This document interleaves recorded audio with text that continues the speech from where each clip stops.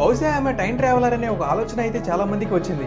అంటే ఆమె కాలంలో వెనక్కి వెళ్ళి అక్కడ సిచ్యువేషన్స్ లో సర్వే అవ్వలేక ఆమె చనిపోయి ఉండొచ్చని. సో అప్పుడు అక్కడ లోకల్ ప్రజలు ఆమెకి అక్కడ సిచ్యువేషన్స్ కి తగ్గట్టు అంత్యక్రియలు అయితే చేసి ఉండొచ్చని చాలా మంది అయితే అభిప్రాయపడుతూ ఉన్నారు. బట్ నిజానికి చాలా అంటే చాలా ఫ్యాషనేటివ్ థియరీ కదా ఇది. Number 5, project Pegasus.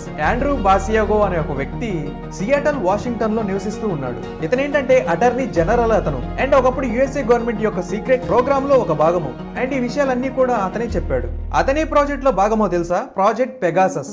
అతను 7 ఏళ్ల వయసు ఉన్నప్పటి నుంచి 12 ఏళ్ల వయసు వచ్చేంత వరకు కూడా అతను ఆ ప్రోగ్రామ్ లోనే ఉన్నాడు. తర్వాత ఆ ప్రోగ్రామ్ అనేది డిఆర్పి అంటే defence advance research project agency నుంచి బయటకి అయితే వచ్చి యుఎస్ఏ గవర్నమెంట్ దాన్ని కంప్లీట్ గా హ్యాండిల్ చేస్తుందని అయితే చెప్తూ ఉన్నారు. అయితే ప్రాజెక్ట్ పెగాసస్ లో అప్పట్లో టెలిపోర్టేషన్ మరియు టైం ట్రావెలింగ్ ఎక్స్పెరిమెంట్స్ అయితే చేసేవారంట. దీనికోసం చిన్న పిల్లల్ని అలాగే యుక్త వయసులో ఉన్న వాళ్ళందరినీ కూడా ఉపయోగించేవారంట.